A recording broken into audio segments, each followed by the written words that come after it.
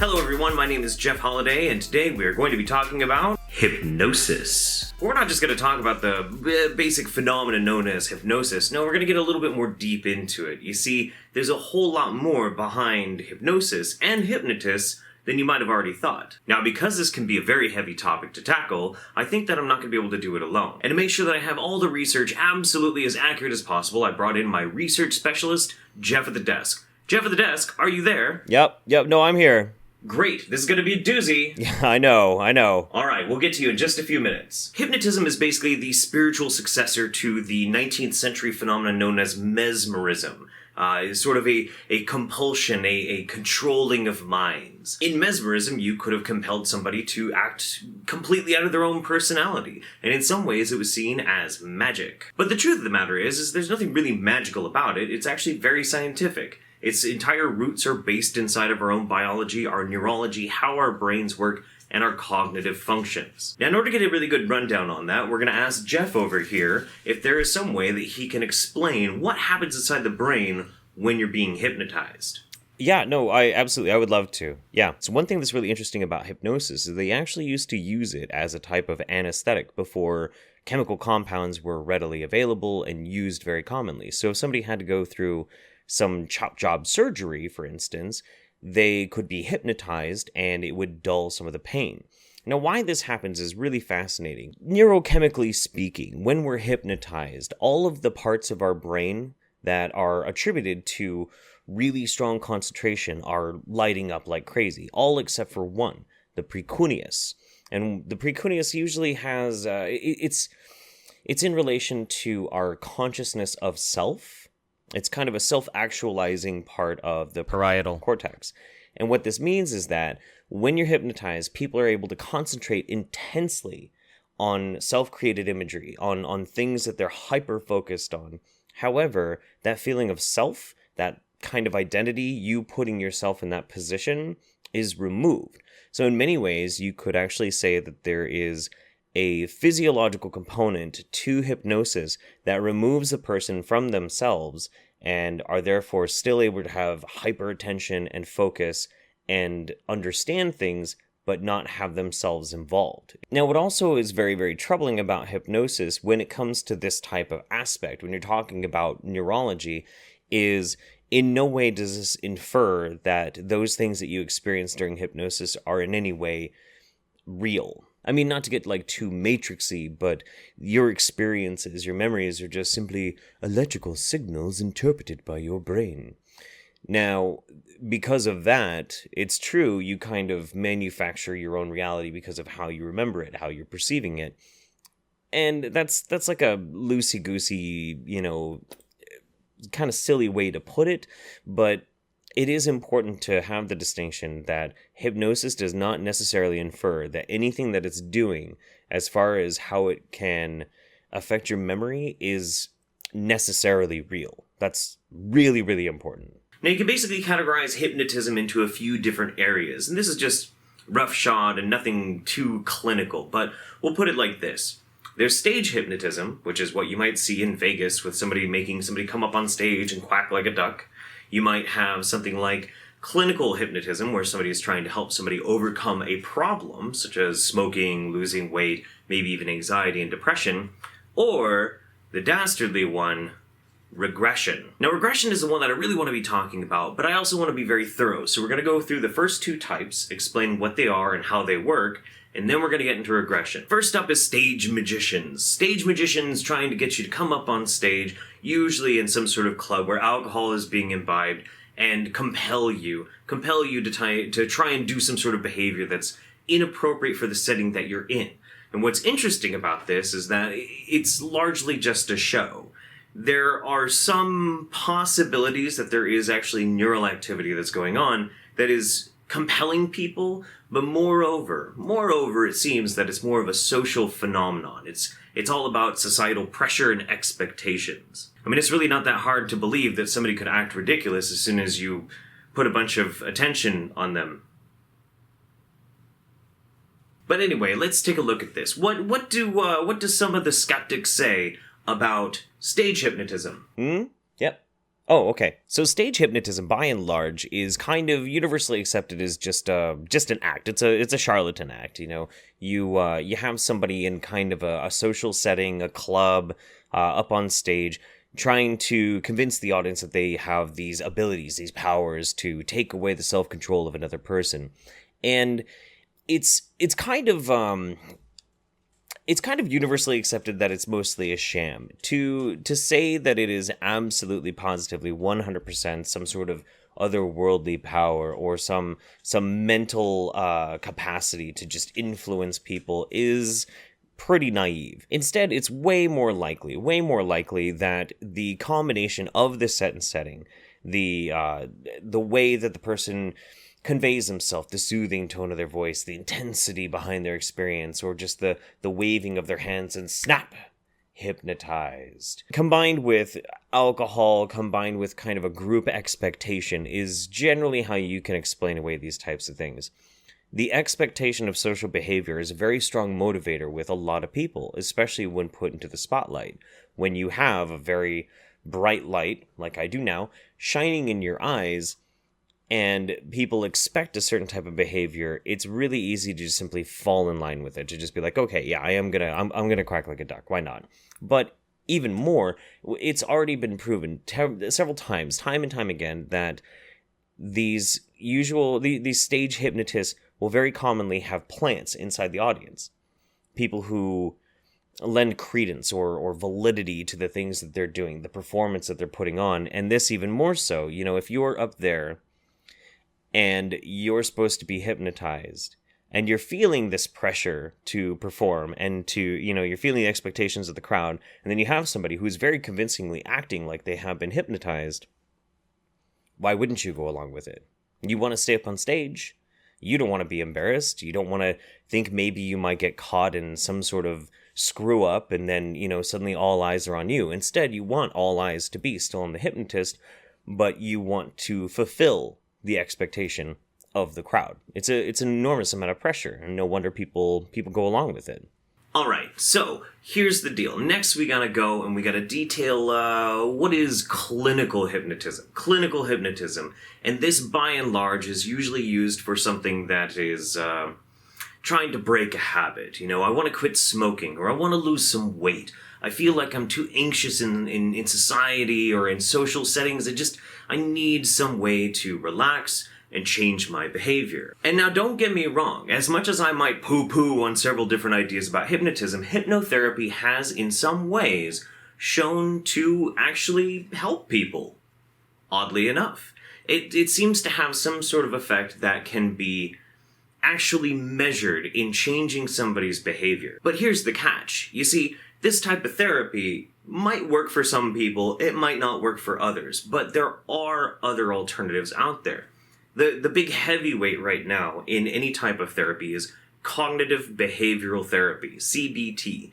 And CBT is a method to try and help change somebody's behavior, improve their life, has shown to be so effective, it at times, for the lower scale anxieties and compulsions, it is shown to possibly be just as effective as full-blown medication. And if you're dealing with something even more severe, it's very, very common that somebody will prescribe to you CBT, cognitive behavioral therapy, and medications in conjunction with it, so that it's easier for that to change, to achieve the goals that you want to achieve. But then again, how exactly does it work? What is the science behind it? Well, yet again, we're going to have to go to our resident smarty pants, Hey! Jeff at the desk. Jeff? One of the big roadblocks on the road to trying to legitimize hypnotherapy is inherently in the problem with trying to test for it. For instance, there was this quote by R. Barker Bousel, who said, "Hypnosis and the placebo effect are so heavily reliant upon the effects of suggestion and belief that it would be hard to imagine how a credible placebo control could ever be devised for a hypnotism study." And what that means is placebo effect, you know, generally being this is something that's going to help you, and it actually does nothing, but through the power of suggestion, it seems to help. And that's a way that you can test certain types of treatments or even drugs, any number of different things. And so if you have something like hypnotherapy, for example, which has nothing, just simply the power of suggestion, trying to test, especially using the placebo effect, would be impossible. and be entirely impossible. Now, that isn't to say that necessarily there's never been any success with this. There has been some success, but by and large, one of the big issues with it does come down to whether or not it is the proper and correct thing to do. Psychology, especially when it gets to therapy and trying to help with certain types of mental conditions, can be kind of a crapshoot. What works for one person might not work for the other, and it's really a struggle, especially for clinical psychologists who do test for these types of things, to try and be as accurate as possible, because they're only going on their own interpretation of the person who's responding to questions' interpretation of the question. So it's not hard to see where this kind of dysfunction comes in, why there are so many problems at times with people trying to get help for the things that they want. And this can be very difficult, especially with something very severe like borderline personality disorder or some sort of cognitive dysfunctions. You know, there are plenty of like contemporary examples where trying to employ hypnotherapy could be disastrous. But here's where things get a little darker, a little shittier. Regression, or hypnosis to try and uncover something that might have otherwise been forgotten, or in some ways might have never actually happened to begin with. This is where hypnosis really, really turns into dangerous, dangerous pseudoscience. I'm sure you've heard of them before. Somebody who goes under hypnosis and they believe that they were abducted by aliens. Like, for instance, in this BuzzFeed video. When I was 12 years old, this is back in the late 70s, I went to my best friend's house. We went to the living room and started watching television. He looked at me and started to yell, your eyes, they turned solid black. And he jumped up off the couch. He struggled for air for a moment and then just crumbled on the floor. And I happened to look to my right.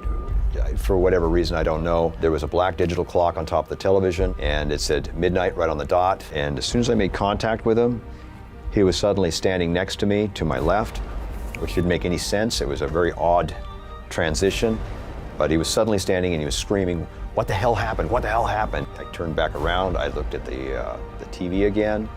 I saw the clock above it. It was exactly 6 o'clock in the morning. So that man there, he had something of a traumatic moment happen in his childhood. He doesn't really know what. He really couldn't quite understand exactly what it might be.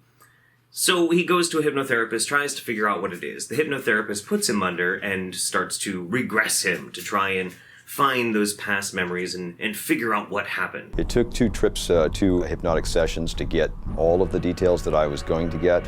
She took me back to that night where I was at my friend's house and asked me to just describe everything that I experienced, everything I see. And it seems pretty simple. It seems like it shouldn't be that big of a deal, but it is. You see, much like any other kind of dogmatic practice where somebody's trying to feed you a line of bullshit, there are ways in which they kind of reinforce their own narratives. For instance, take a listen to what this guy says. People often ask me whether there's any consistency in abduction accounts. The consistency is mind-boggling. What people were talked about primarily is the procedures done to them when they were taken on board and placed on a table, and a quote examination was administered to them by gray aliens. Finding common similarities in different types of media, from TV to books to damn near anything. All of these are basically the passing down of narrative tales. You have any number of different types of imagery, from alien abductions and surgeries to the gray aliens. You have all of these different ways in which people might have already experienced this type of story and then incorporated it, especially when they're in a state like hypnosis, where suggestion is so powerful, it can literally create a memory in your mind. But it's not just aliens either. And it's not just, say, somebody going under and suddenly remembering that in a past life they were Cleopatra, which I have personally seen dozens and dozens of people claiming to have been Cleopatra in a past life. I don't know how that would work necessarily. I mean, you know. But it's also really, really serious situations, like in instances of child sex abuse, where you're being regressed back, decades and decades, and suddenly you remember that a loved one touched you inappropriately. You suffered a traumatic sexual assault by somebody that you cared about, and there was a huge invasion of your safety and your own body autonomy, a violation. Well, that'd be good. You could uncover the truth, right? Right? No. Not necessarily. The problem is with memory recall and suggestion and implanted ideas. The problem is that the brain itself is what we like to call plastic. It's not plastic, the material, but it's malleable, it can change. And our memories can change as well. Our memories can change all the time, and they do. In fact, it's wildly, wildly rare that somebody has the ability to have a perfect memory recall. And as you grow, and as you change in life, you can remember things completely differently than how they actually happened. I mean, okay, you know what? I don't want to talk too much out of turn. Jeff, please, if you will, take this one away. Yeah, no, totally. I got it. I'm way ahead of you. So the phenomenon is by and large known as the misinformation effect. And the misinformation effect has been studied for years and years and years and years. And basically, what the misinformation effect means is that it's when a person's recall of episodic memories becomes less accurate because of post-event information. Now, what this basically sums up as is, as you experience different things in your life that can change and modify how you perceive the world around you and how you perceive certain types of stimuli, certain types of patterns of behavior, whatever. It doesn't even really matter what exactly it is. This can affect how exactly you recall the memories that you've already made in the past. And there are so many studies about this that I'm hard-pressed to pick just one. But for instance, if you were to show a group of people one specific tool out of a tool chest and ask them to memorize which one it is, and then have somebody else come through a few hours later and start talking to them and inferring that the object in and of itself was something other than it actually was, you can, in certain instances, in certain specific types of control, influence those people so that when they try and remember what tool it was, they will think it's something totally different. But even more than that, there's a famous hypnotism study where they basically took a chair and asked people to stare at the chair, look at the chair, and picture a specific person sitting in it. Then, under hypnosis, they then tried to infer that either somebody else was sitting in the chair or that nobody was ever sitting in the chair. And when these people then were confronted with the person that they pictured was supposed to be there, some people did not remember that being the actual proper person who was supposed to be sitting in the chair. When they look back on that memory of them trying to imagine a person sitting in the chair, they imagine somebody totally different. Or, in some cases, even more so, even crazier, some of them who did not try and get led astray from who was supposed to actually be sitting in the chair in the picture in their mind, when they looked at the person and then looked back at the chair, they could actually see them, fully conscious, fully aware, but could imagine them in real time, that person sitting in the chair, even though they were standing right next to them. It's the misinformation effect. It's kind of part and parcel with the idea that as we remember things, if our environment has changed enough, or if we believe that story to be different than it actually was, as we pull those memories from our mind, when those memories are stored yet again, they're stored differently. So you can basically, in effect, brainwash yourself into thinking something that never happened. It's wild. The other part that I think is really important to mention too is there is an age component to this as well. Children are way more susceptible to being programmed with something that did not happen actually happening, which, again, lends even more doubt to the whole BuzzFeed video of the guy who had a traumatic childhood experience and somebody basically leading him on this journey into believing that he was kidnapped by aliens. So what's the sum and total in this whole thing, this whole big shit pile of possible pseudoscience and dangerous practices? Well, the problem really comes down to this. Hypnotherapists are treated like therapists. They're treated like they're therapists. They're trained like they're therapists, but the back-end support for what it actually takes to be a therapist is not actually there for hypnotherapists. It's extremely easy to go and get a hypnotherapist license. There are a bajillion certifications out there that you can get with very, very little effort and damn near no schooling whatsoever. So it's an unregulated type of thing, and they do not teach you in those types of schools how to know when you should refer somebody who is in a dangerous psychological situation to an actual therapist or a psychologist for full-blown testing. They don't teach you that. Because if they did that, then they would have to acknowledge the fact that they are doing therapy and they are uncertified by how we ask therapists to be certified. That's dangerous. But it's not just dangerous. It's not just fucking dangerous. It's exploitative. Look at this guy on this video. BuzzFeed, big fucking media corporation BuzzFeed, shining a light on this guy. And they're trying to say that there's no way that these similarities couldn't be just simply similar. They could just be a coincidence, that people have these same experiences. What the fuck are you talking about? You have a massive media presence and you're broadcasting this guy's story about being regressed and having alien surgery being performed on him to people who might be very suggestive to that. And what happens if they go to a licensed hypnotherapist and then this person unethically leads them into a direction that's completely out of fucking left field and they suddenly start having a similar experience? They're not going to see that as, oh, well, obviously we just had the same experience because of the aliens, dude. No. They're going to see that as a justification.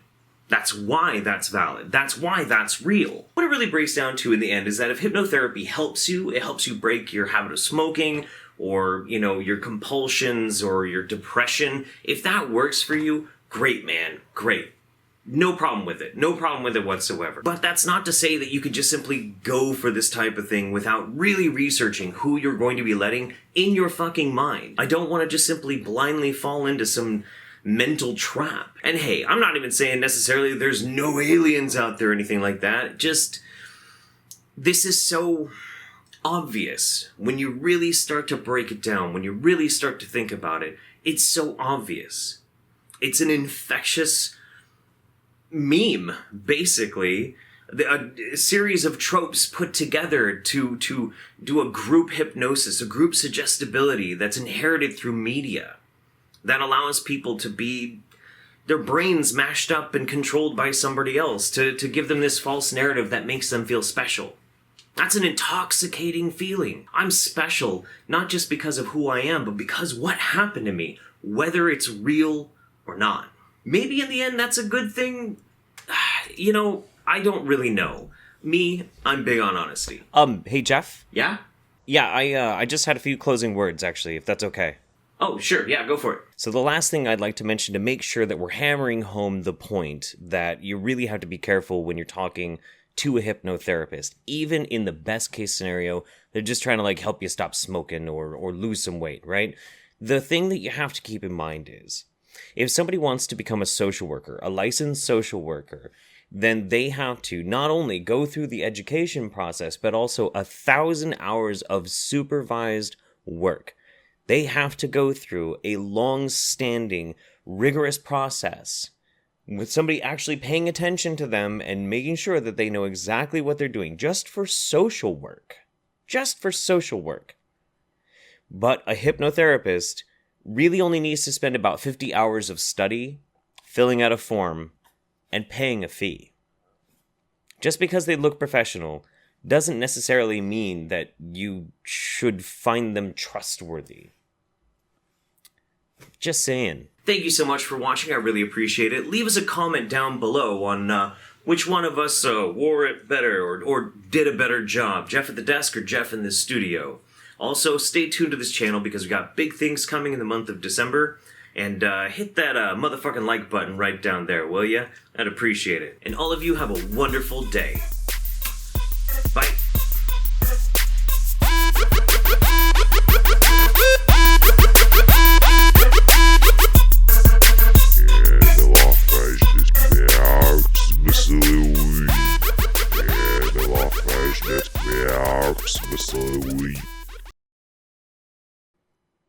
some ways it's seen as magic. Blah, blah, blah, blah, blah. My name is Jeff Holiday.